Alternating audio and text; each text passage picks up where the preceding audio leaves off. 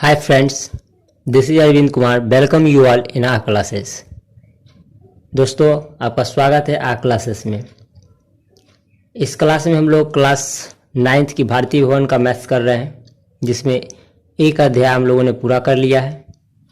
प्रश्नावली 1 का ए हम लोगों ने पूरा क्वेश्चन समझ लिया है।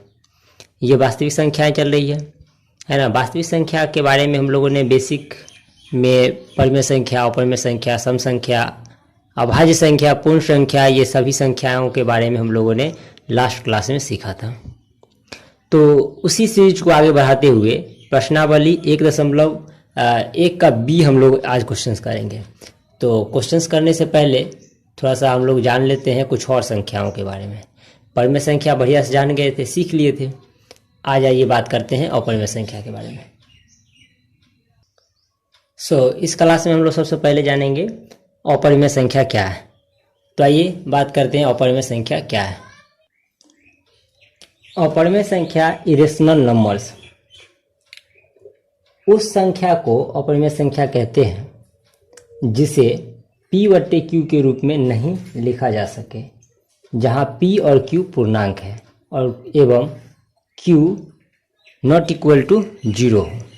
ठीक है, कहने का मतलब है कि जहां हम p/q के रूप में लिख पाते थे और q नॉट इक्वल टू 0 होता था, तो ये कैसी संख्या होती थी? परिमेय संख्या। कैसी संख्या होती थी?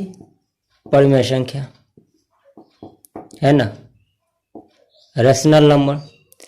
अब क्या है कि दो पूर्णांक को, p और q यहाँ पे पूर्णांक है, दो पूर्णांक को p/q के रूप में हम नहीं लिख सकते, तो वो क्या कहलाएंगे? आपके अपरिमेय संख्या। p और q यहाँ भी क्या होंगे?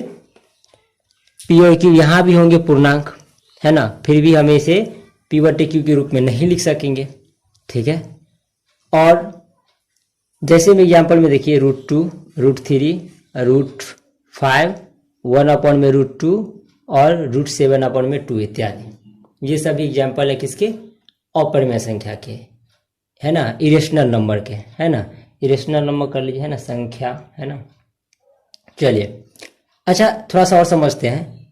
√1 एक अपरिमेय संख्या होगी। कब होगी? जब a धनात्मक होगा। कहने का मतलब है √a ये एक अपरिमेय संख्या है, ये एक अपरिमेय संख्या है।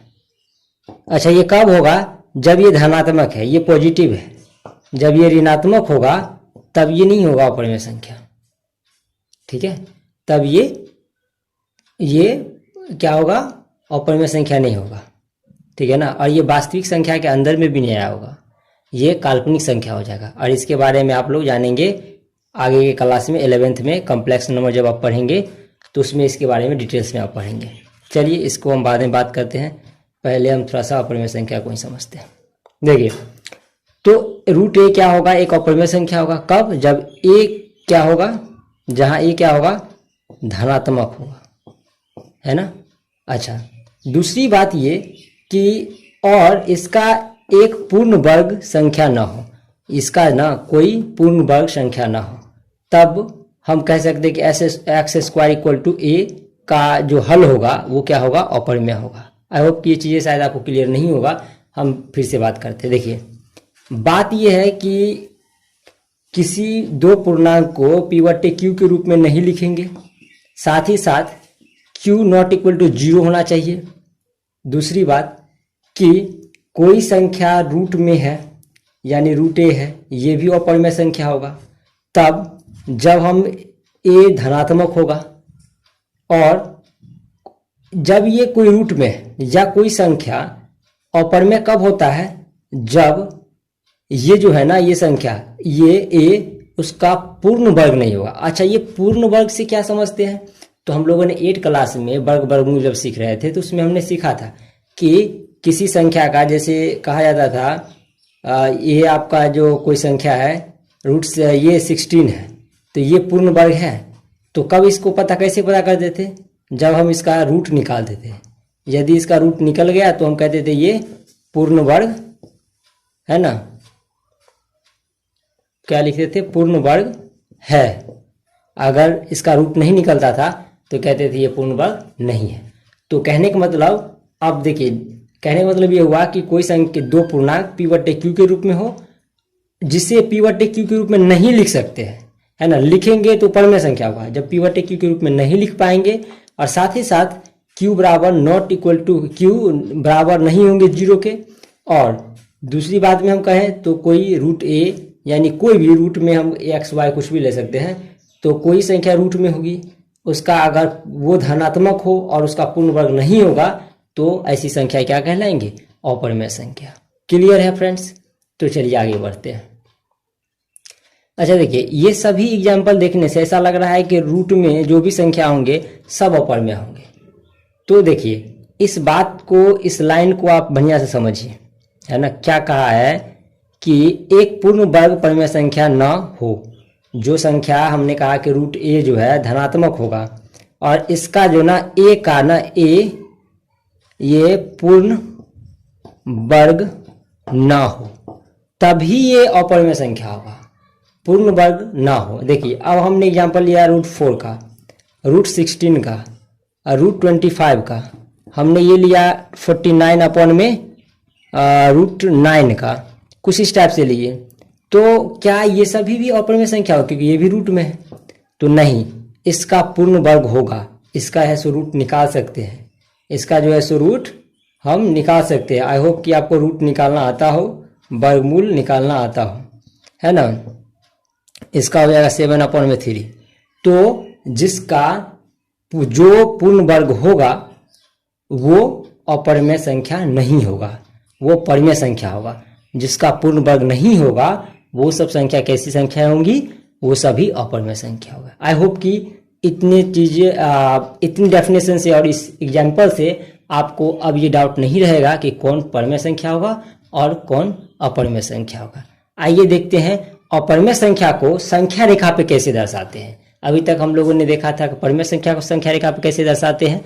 अब जानते हैं कि रूट 2, रूट 3, रूट 5 को हम ये अपरिमेय संख्या को संख्या रेखा पे कैसे दर्शाते हैं। तो चलिए देखते हैं इसको। तो चलिए देखिए, संख्या रेखा पर अपरिमेय संख्या का प्रदर्शन, representation of irrational numbers on the number line, है ना। तो संख्या रेखा पर क्या करेंगे, हम इन अपरिमेय संख्याओं को दर्शाने की कोशिश करेंगे। तो आइए जानते हैं कैसे दर्शाएंगे। तो देखिए सबसे पहले एक संख्या रेखा लेते हैं। देखिए अभी आप सीख लीजिए, उसके बाद क्या करेंगे आप कि इसे ना, तो सबसे पहले संख्या रेखा ले लेंगे, है ना। इसमें ये 1 2 3 ये डिस्टेंस ले लेते हैं, है ना। माइनस में भी ले सकते हैं। तो ये संख्या रेखा हो गया। देखिए एक यूनिट हमने क्या किया, यहाँ पे ये लेंथ, और इसी लाइन के, यानी इसी लाइन के पैरेलल लाइन एक ले लेते हैं हम 1 यूनिट का, जिसपे मान लीजिए आप क्या करेंगे, आप अपने चांद से की सहायता से, है ना, प्रोटेक्टर की सहायता से क्या करेंगे, एक सीधी लाइन 90 डिग्री पे आप ये 1 यूनिट का, यहाँ पे 1 यूनिट है, सेम उतनी ही यूनिट का ऊपर में क्या ले लेंगे, एक पैरेलल लाइन ले लेंगे। ये मान लीजिए हमने एक पैरेलल लाइन खींच दिया, है ना, समांतर रेखा खींच दिया, जिसमें डिस्टेंस कितनी होनी चाहिए, ये थोड़ा सा ज़्यादा लग रहा है, ये इतना ले लेते हैं, ठीक है। ये कितनी होगी, ये 1 यूनिट है, तो इसकी भी लेंथ कितनी होनी चाहिए, 1 ही यूनिट होनी चाहिए, ठीक है। देखिए और इसको हम मिला देते हैं। तो इस तरह से क्या दिख रहा है कि आपको यहाँ पे एक राइट एंगल ट्रायंगल दिख रहा है, समकोण त्रिभुज जिसका नाम ए। यहाँ पे मान लीजिए इसको यस ए बी सी ले लेते हैं। ए बी सी एक त्रिभुज है जिसमें ये 1 यूनिट है, ये 1 यूनिट है। तो पाइथागोरस प्रमेय से क्या होता है, पाइथागोरस प्रमेय से क्या होता है, ए सी स्क्वायर बराबर ए बी स्क्वायर जोड़ बी सी स्क्वायर, ठीक है। तो देखिए हमें ये ए सी निकालना है, तो ये कितना है 1 का स्क्वायर जोड़ 1 का स्क्वायर, 1 + 1 इक्वल टू 2 है ना। तो ये AC इक्वल टू क्या हो जाएगा √2। ठीक है, थोड़ा सा पर नहीं आपको दिख रहा होगा, चले। तो ये √2 हो गया, तो ये √2 होगा। अब देखिए आप क्या करेंगे, आप अपने प्रकाल की सहायता से है ना इतना आप इसको ऐसो कर्व लेके है ना चाप लेके यहाँ से यहाँ तक आप इतना चाप लेंगे और साथ में इस तरह से आप एक लाइन कर्व खींच देंगे, तो कुछ इस टाइप से ये कर्व यहाँ पे आ जाएगा और यही आपका √2 संख्या रेखा को प्रदर्शित करेगा। क्लियर है फ्रेंड्स? तो चलिए एक बार फिर से रिपीट कर दे रहे हैं। क्या करेंगे, सबसे पहले संख्या रेखा लेंगे, उस पर हम 0 से लेके 1 2 3 हमने कोई है ना आप यहाँ पे दर्शा देंगे है ना। अब उसके बाद 1 यूनिट है ना, ये एक यहाँ तक की 1 यूनिट होगी। आप अपने स्केल से भी ये इसको आपको स्केल से ही बनाना चाहिए है ना, ताकि ये गड़बड़ ना हो। तो यहाँ पे आप क्या करेंगे 1 यूनिट का लेंथ लेंगे और सेम बराबर में परपेंडिकुलर में यानी लंबवत हम जो यहाँ पे एक 90 डिग्री कोण बन रहा है, तो लंबवत 1 सेंटीमीटर जितना ये है उतना ही ये लीजिएगा सेम है ना। और एक पैरेलल लाइन हम खींच लेंगे है ना। ये मान लीजिए PQ सॉरी ये P और Q है लाइन, तो RS जो है सो इसका यानी ये PQ का पैरेलल होना चाहिए, ठीक है ना ये। तो देखिए अब हम इसी डायग्राम में √3 के लिए देखते हैं। तो अब जो हमें ये लाइन कितना आ गया है √2, ठीक है ना। अब देखिए हम क्या करते हैं, चलिए ऐसा करते हैं दूसरे डायग्राम में हम देख लेते हैं, यहाँ पे नहीं तो गड़बड़ हो जाएगा। सो देखिए फिर से हमने एक संख्या रेखा लिया, तो ये 1 यूनिट से यहाँ पे 1 यूनिट और पैरेलल में 1 यूनिट ले लेते हैं। ये आपको दिख रहा होगा खैर ज़्यादा ना, थोड़ा सा इसी के बराबर हम लेने की कोशिश कर रहे हैं। आप ये स्केल से लेंगे तो गड़बड़ नहीं होगा है ना। तो 1 यूनिट पे हमने पैरेलल लाइन ले लिया, ये भी 1 यूनिट होगा। तो इस तरह से हम क्या किए, ये जो निकाले थे वो कितना आया था √2। अच्छा, यहाँ से जब हम कर्व खींचे थे चाप तो ये आया था √2। यहाँ पे हम 1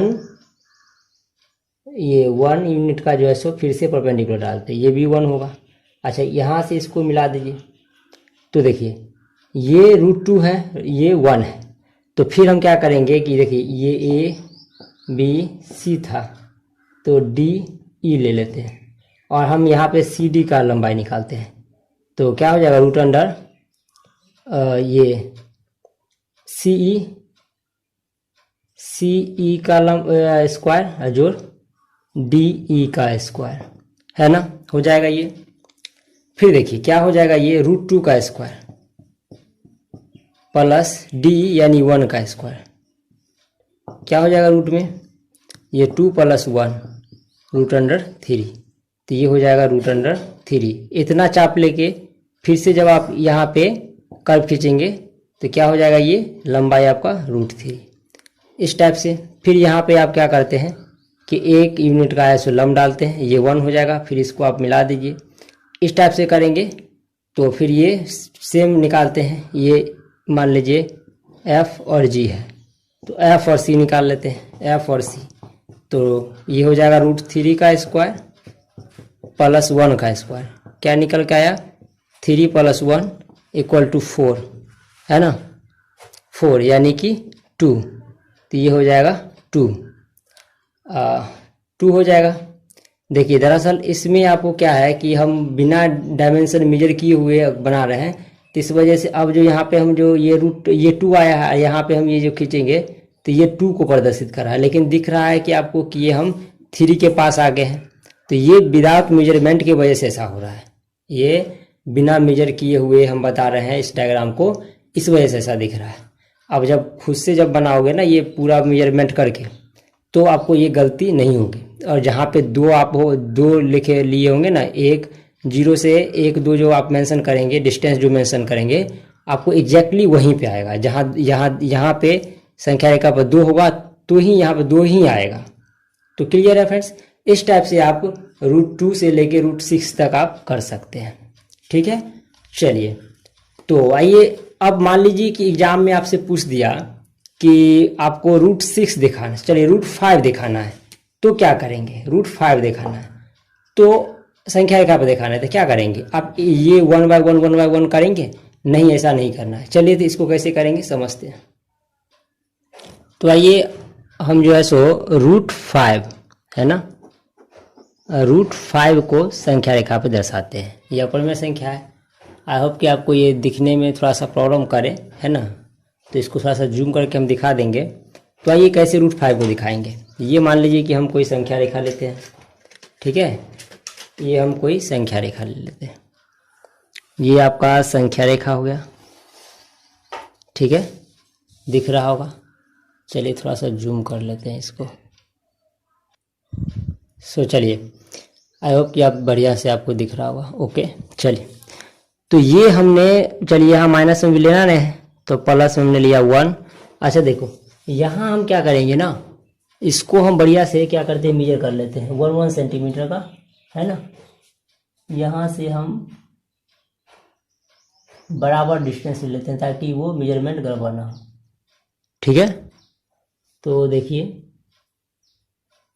ये हो जाएगा 1, ये हो जाएगा 2, ये हो जाएगा 3 और ये 4, ये 5, ठीक है। चलिए तो आपको दिखे इसलिए हम थोड़ा सा पेन से कर देते हैं। ये 1 यूनिट का, ये 2, ये 3 सेंटीमीटर, ये 4 सेंटीमीटर, ये 5 सेंटीमीटर। ये सेंटीमीटर में दिया हुआ है तो उसको हम 1 यूनिट यहाँ से ये 1 यूनिट मान लेते हैं। अच्छा पैरेलल हमें लाइन खींचना है ऊपर में, तो हम इस चांद का या प्रोटेक्टर का प्रयोग करके हम यहाँ पे पैरेलल लाइन खींच सकते हैं, ठीक है। इस प्रोटेक्टर का प्रयोग करके हम पैरेलल लाइन खींच लेते हैं। चलिए ये हो जाएगा, है ना, और हमें 1 सेंटीमीटर का ही खींचना है तो 1 सेंटीमीटर खींचना है ना।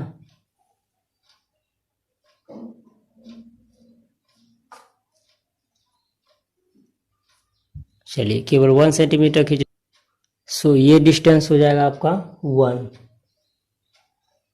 ठीक है। और यहाँ से हम ये क्या कर लेंगे, एक पैरेलल लाइन खींच देंगे।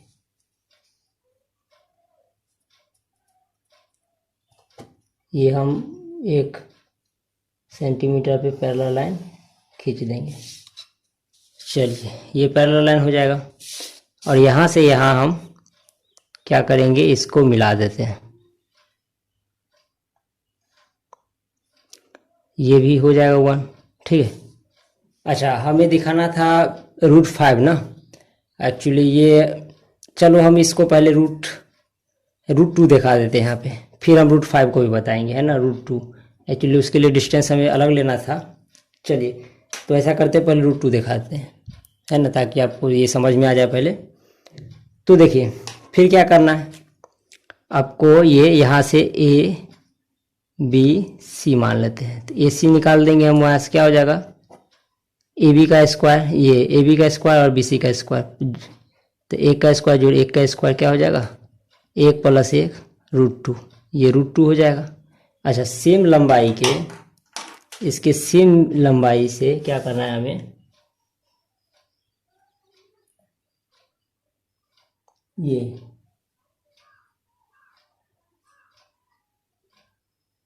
ये सेम लंबाई के इतना बड़ा चाप लेके हमें क्या करना है, इस टाइप से दिखा देना है ना। ये जो आपका होगा यहाँ पे, ये एग्जैक्टली √2 होगा। ये आपको एग्जैक्टली √2 दिखा रहा है, शायद आपको दिख नहीं रहा होगा, इसको हम थोड़ा और जूम कर देते हैं। चलिए, है ना, एग्जैक्टली √2 ये दिखा रहा है। क्लियर हुआ। तो एक्चुअली इस पे दिखाना थोड़ा सा मुश्किल हो रहा है, ये इसका प्रयोग करके, क्योंकि थोड़ा सा छोटा हो जा रहा है। तो आप कोशिश कीजिएगा, आई होप कि इससे आप समझ में गए होंगे। अब √5 को क्या करेंगे, देखिए इसमें हम समझा दे रहे हैं। √5 में क्या करेंगे, इस तरह संख्या रेखा लेंगे 0 से लेके 1 2 3। तो यहाँ क्या करेंगे ना, 2 यूनिट लेंगे √5 को दिखाने के लिए, और जिस तरह से हम 1 यूनिट का पैरेलल लाइन लेते थे ऊपर 1 यूनिट ले लेंगे, और फिर इस लाइन को यहाँ से मिला देंगे।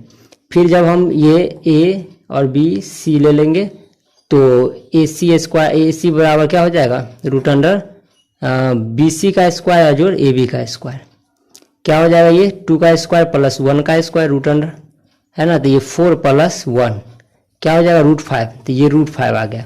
यहाँ से ये चाप लेके आप ये करेंगे, नीचे गिरा देंगे, है ना, यहाँ तक ले आएंगे, तो ये संख्या रेखा पे √5 दिख जाएगा, है ना। तो इस टाइप से आप क्या करेंगे, डायरेक्ट दिखाएंगे। तो आपको थोड़ा सा ये मेजरमेंट पता होगा तो आप कर लेंगे, है ना। √6 को दिखाना होगा तो आप क्या करेंगे, यहाँ से √5 का स्क्वायर प्लस 1 का स्क्वायर करेंगे तो कितना हो जाएगा, 5 + 1 ये √6 हो जाएगा। तो अगर 7 का होगा तो √6 का स्क्वायर प्लस 1 का स्क्वायर तो √7 हो जाएगा। तो इस टाइप से आप क्या करेंगे, सभी को संख्या रेखा पे दिखा लेंगे। आई होप कि ये चीज़ें क्लियर होगा। थोड़ा सा ये विजिबिलिटी थोड़ा सा प्रॉब्लम हो जाएगा आप लोगों को अगर हम बना के दिखाते हैं, तो इसलिए हम चाहेंगे कि आप कोशिश करेंगे, नहीं बनेगा तो आप मुझे मैसेज करेंगे, है ना, कमेंट करेंगे, ताकि हम अगले बार थोड़ा अच्छे से दिखा सकें। चलिए तो आइए आप आते हैं प्रश्नावली को देखते हैं, कुछ क्वेश्चन डिस्कस करते हैं प्रश्नावली 1 के बी के बारे में।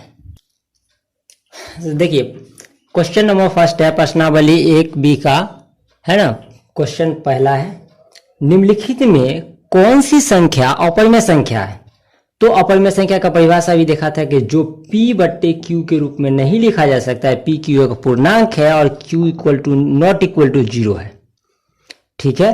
और जो रूट में है, यानी कि जो संख्या, कोई संख्या अगर A या B या कुछ भी जो रूट में है वो धनात्मक होना चाहिए और साथ ही साथ इसका परिपूर्ण वर्ग ना हो, ऐसी संख्या अपरिमेय संख्या होती है। चलिए तो उस डेफिनेशन का प्रयोग करते हुए पता करेंगे। तो देखिए ये क्या है, रूट में तो है, लेकिन इसका रूट निकालेंगे तो ये 6 होगा और इसका रूट निकालेंगे तो ये 8 होगा। तो देखो ये क्या हो जाएगा, ये परिमेय संख्या हो जाएगा, है ना। ये तो परिमेय हो जाएगा, है ना, ये परिमेय संख्या हो जाएगा। तो ये अपरिमेय नहीं है, तो ये गलत हो जाएगा, है ना, अपरिमेय नहीं है। देखिए ये √3 क्या है ना, ये एक अपरिमेय संख्या है ना। इसे P/Q के रूप में नहीं लिख सकते हैं। और साथ ही क्या है, इसका जो है सो क्या है कि ये पूर्ण वर्ग भी नहीं है, ठीक है ना। चलिए अगर इसकी बात करें तो ये -9 और इसका रूट निकालेंगे तो क्या हो जाएगा 7। इसका मतलब ये क्या है, परिमेय संख्या। अच्छा एक बात और फ्रेंड्स, कि ये अगर माइनस में अगर √3 है, माइनस में √2 है, माइनस में 6 है, माइनस में 8 है, तो ये सभी के सभी अपरिमेय संख्या होंगे, अपरिमेय संख्या होंगे, है ना। मैंने कहा कि माइनस यहाँ इसमें नहीं होना चाहिए, रूट के अंदर माइनस नहीं, रूट के बाहर माइनस है, तो ये संख्या ऋणात्मक अपरिमेय संख्या होंगी, है ना, कंफ्यूज नहीं होना है। तो ये परिमेय संख्या, ये अपरिमेय संख्या नहीं है। सेम इस तरह से देखेंगे ये 3 हो जाएगा और ऊपर ये 9 हो जाएगा, रूट से बाहर आने के बाद ये भी परिमेय संख्या है, अपरिमेय संख्या नहीं है। तो केवल इसमें केवल B जो है, इसका आंसर होगा केवल B, जो कि अपरिमेय संख्या था, बाकी की सभी परिमेय संख्या है। तो आइए बढ़ते हैं क्वेश्चन नंबर 2 को देखते हैं। तो ये क्वेश्चन नंबर 2 है। क्या है क्वेश्चन नंबर 2 में कि नीचे कई समीकरण और कई समुच्चय हैं। ये समीकरण दिए हुए और ये कुछ समुच्चय दिए गए, प्रत्येक समीकरण का ठीक एक समुच्चय के साथ जुड़ा लगाए। अब देखना है कि इस समीकरण को समझ के कि बताना है कि ये किसका जोड़ा है। तो चलिए क्या है, कहता है कि इसमें सब इसको समझते हैं। सबसे पहले प्राकृतिक संख्याओं का समुच्चय। आप सबको पता है प्राकृतिक संख्या क्या था, 1 2 3 4 5 6 6, है ना। ये बहुत सारे है ना संख्या, जहां तक आप गिन सकते थे। ये प्राकृतिक संख्याओं का समुच्चय। देखो आप समुच्चय कई बार लिखे हुए देख के शायद बहुत सारे बच्चे के दिमाग में ये भी आ रहा होगा, ये समुच्चय क्या है। तो देखिए पहले क्या होता था ना कि 9th के बुक में बिहार बोर्ड 9th के बुक में आप लोग का ना एक बुक था, पहले 2 मैथ पढ़ना पड़ता था, फर्स्ट और सेकेंड, ठीक है ना। तो इस एक बुक जो फर्स्ट बुक था ना, उसमें एक सेट थ्योरी करके एक बुक आती थी, सेट थ्योरी, है ना।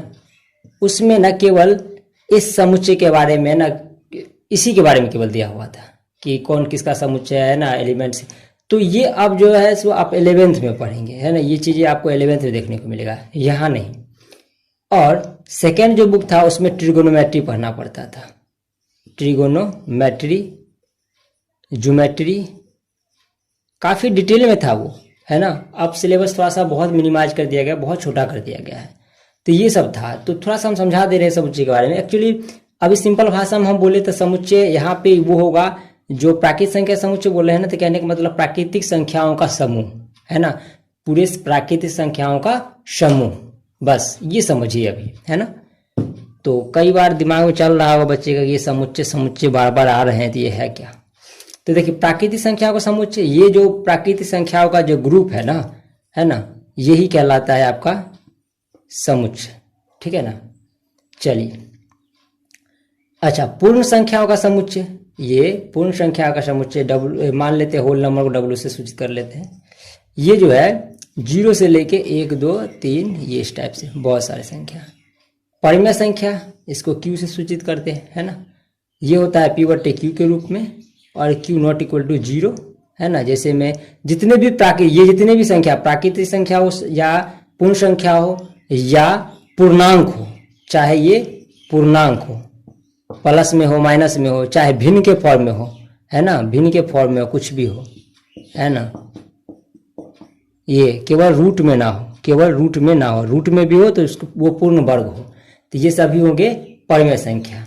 अपरिमेय संख्या के बारे में तो अभी ही डिस्कस किए हैं, है ना, इसके बारे में तो बढ़िया से भी समझे। चलिए, तो अब समझते हैं, पहले इक्वेशन को देखते हैं, इस इक्वेशन को समझते हैं। देखिए इस इक्वेशन को समझते हैं, क्या है कि 3x - 9 = 2 है, ठीक है।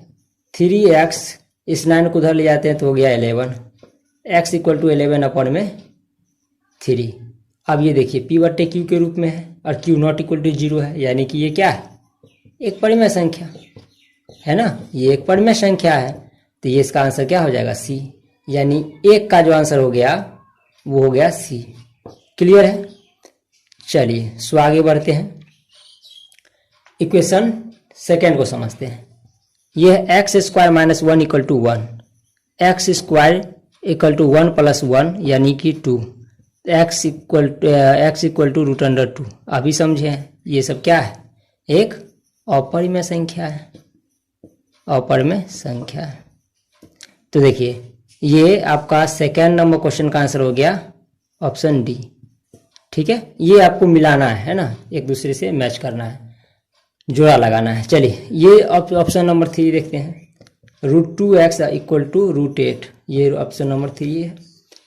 तो देखो x बराबर लिखेंगे √8/√2।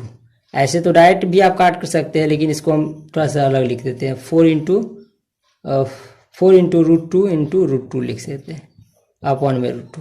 इससे ये कट जाएगा तो 4√2, ठीक है, 4√2 हो जाएगा। तो एक्चुअली मैंने कुछ गड़बड़ कर दिया क्या, चलो ऐसा करते हैं, दोनों का हर परिमेयकरण करते हैं। तो ये हो जाएगा √16/2, ये हो जाएगा 4/2, कट कर देंगे तो ये 2। तो 2 क्या है, ये पूर्ण संख्या भी हो सकता है और प्राकृतिक संख्या भी हो सकता है, ठीक है ना।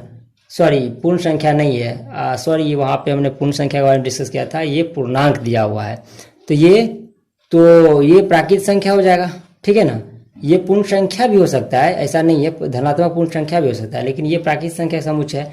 क्योंकि इसका देख लेते हैं, अगर ये माइनस में आ रहा है कोई संख्या तो इसको देख लेते हैं पहले चेक करके, यहाँ पे दिख रहा होगा। चलिए इसको रफ कर लेते हैं, इतना तो समझ ही गए होंगे, है ना।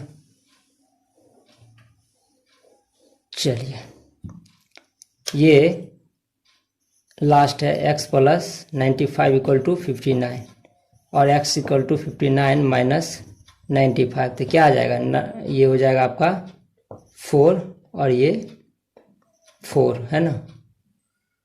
15 में से 9 गया तो सॉरी 6 और 8 में से 5 गया तो 3 है ना। तो ये आ जाएगा माइनस में, तो माइनस में आ जाएगा तो ये पूर्णांक हो गया, ठीक है ना।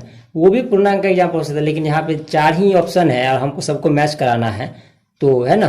तो क्या हो जाएगा आंसर, 1 का आंसर हो गया सी, 2 का आंसर हो गया डी और 3 का आंसर हो गया ए और डी का आंसर सॉरी 4 का आंसर हो गया क्या, बी। क्लियर है। चलिए तो बढ़ते हैं, देखते हैं क्वेश्चन नंबर 3 को समझते हैं। देखिए तो क्वेश्चन नंबर 3 हम बाद में करेंगे, थोड़ा सा कंसेप्ट और समझ लेते हैं ताकि इस क्वेश्चन को बढ़िया से कर लेंगे, ठीक है। देखिए इसी में बेस्ट है क्वेश्चन इसलिए। तो आइए जो चैप्टर हम लोग नाम जो चैप्टर का है कि वास्तविक संख्या क्या है, तो अब आया कि वास्तविक संख्या क्या है, ठीक है। सो वास्तविक संख्या बेसिकली कुछ नहीं, वो परिमेय संख्या और अपरिमेय संख्या के मिले जुले रूप है।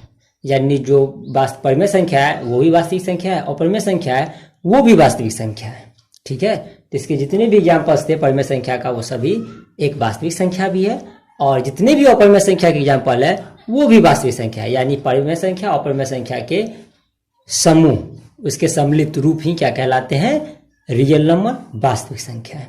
वास्तविक संख्या बेसिकली जो अगर डिवाइड करें तो हम कहेंगे परिमेय संख्या भी हो सकता है, अपरिमेय संख्या, परिमेय संख्या पूर्णांक भी हो सकता है और भिन्न भी हो सकता है।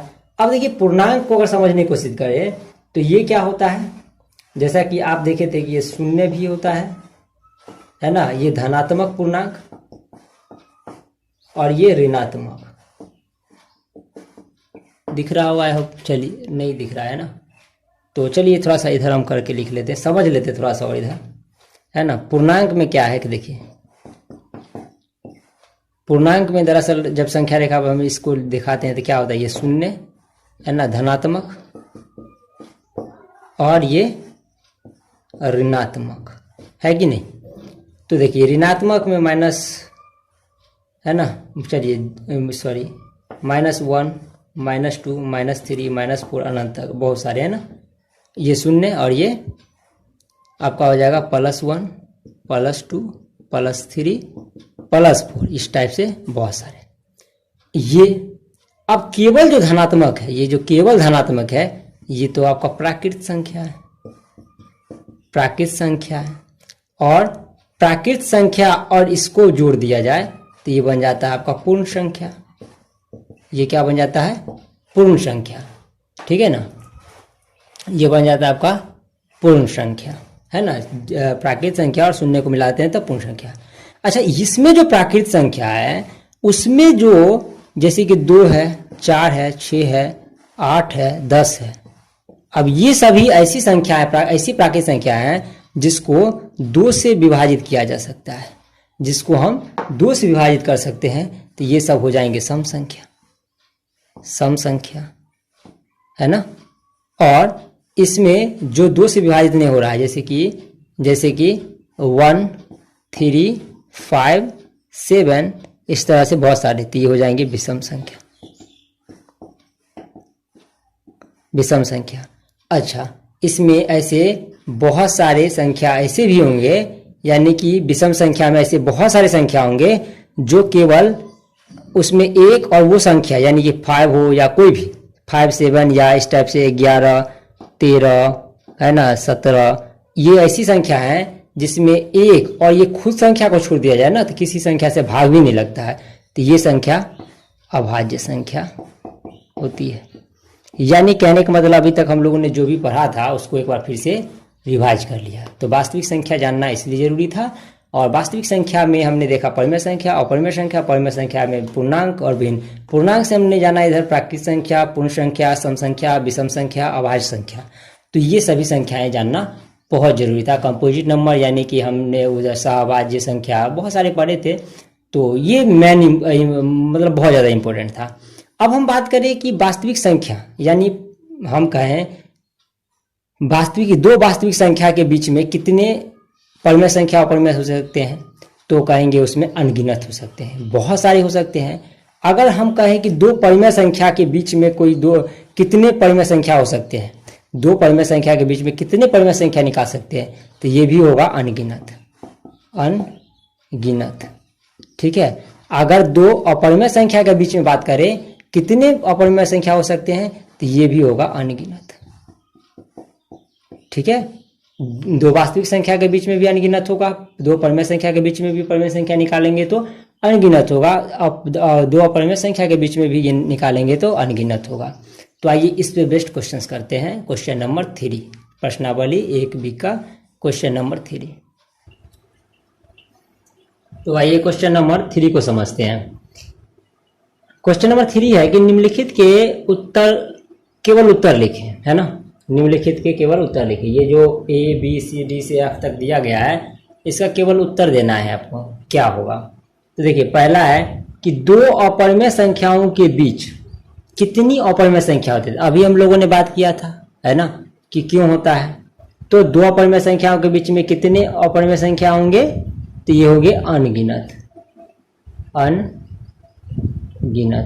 ठीक है, दो वास्तविक संख्याओं के बीच में कितने, तो इसका भी अनगिनत होगा, इसका भी आंसर अनगिनत होगा। दो वास्तविक संख्याओं के बीच कितनी अपरिमेय संख्या, तो ये भी आपका अनगिनत होगा। ठीक है, ये भी क्या हो जाएगा, अनगिनत।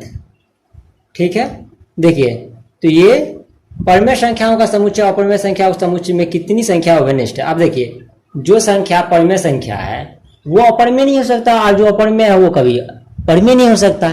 तो अब बताइए जहां दो चीजें बिल्कुल भी मिल नहीं रहा है उसमें उभयनिष्ठ का मतलब क्या है कि दोनों में कॉमन होना चाहिए। तो जब ये परिमेय अपरिमेय नहीं हो सकता, अपरिमेय परिमेय नहीं हो सकता, तो उसमें क्या उभयनिष्ठ होगा, कुछ भी नहीं, है ना, कोई भी नहीं। तो चलिए क्वेश्चन नंबर ये देखते हैं, परिमेय संख्याओं के समुच्चय और अपरिमेय संख्याओं के समुच्चय के सम्मिलित को क्या कौन।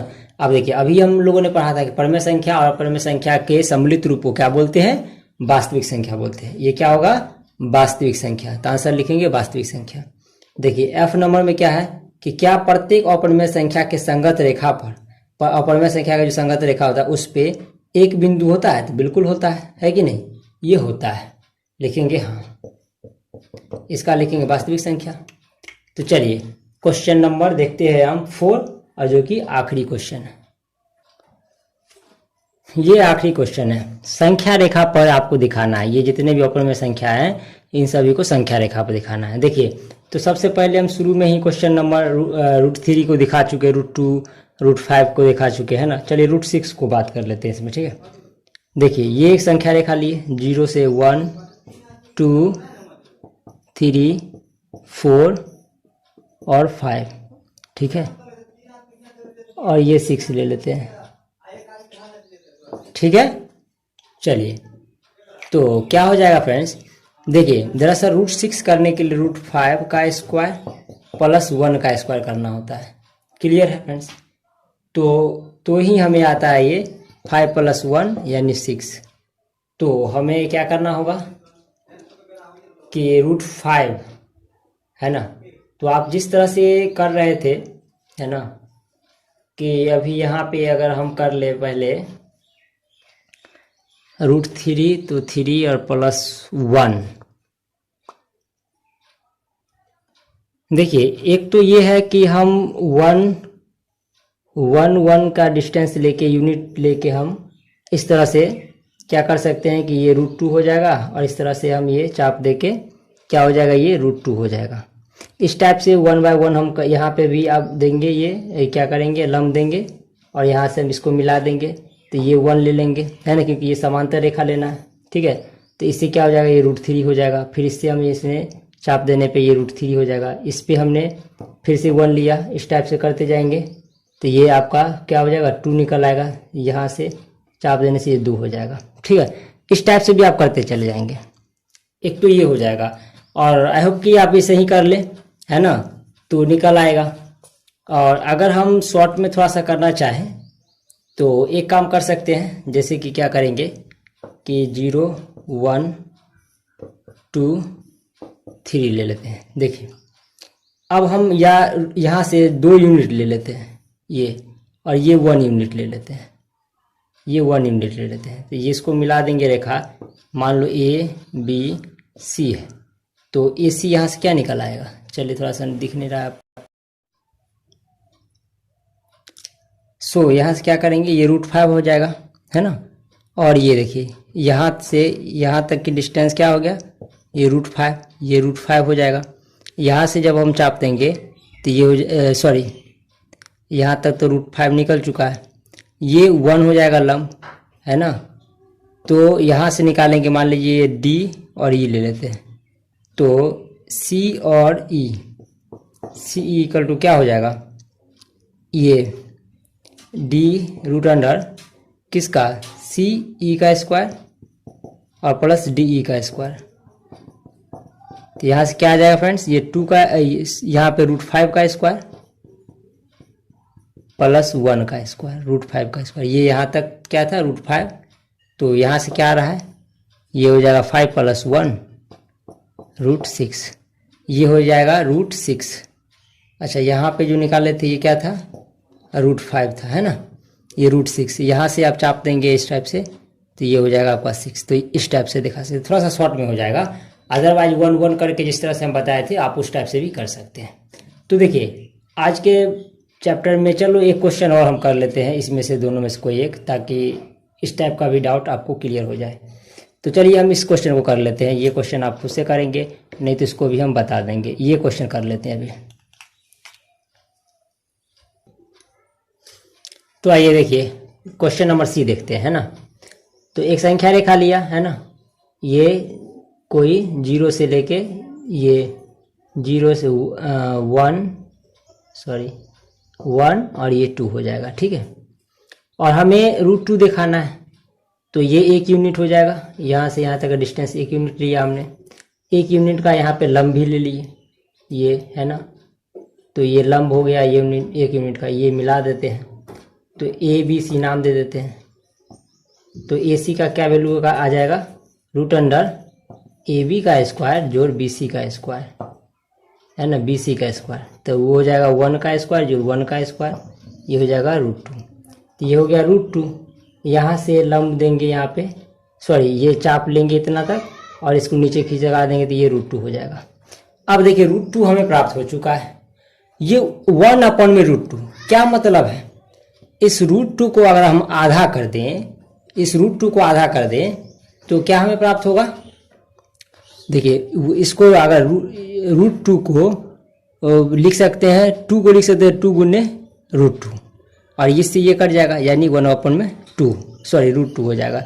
यानी कहने का मतलब ये आधा है, आधा को प्रदर्शित करना है। तो एक काम आप इस तरफ से, ये मान लीजिए कोई बिंदु P है, तो हम डायरेक्ट लिख भी सकते हैं यहाँ पे कि ये कोई बिंदु मान लेते हैं, कोई बिंदु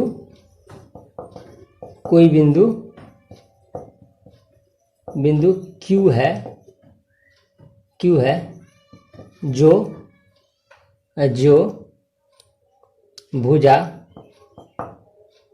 भुजा P और PC को द्विभाजित करता है।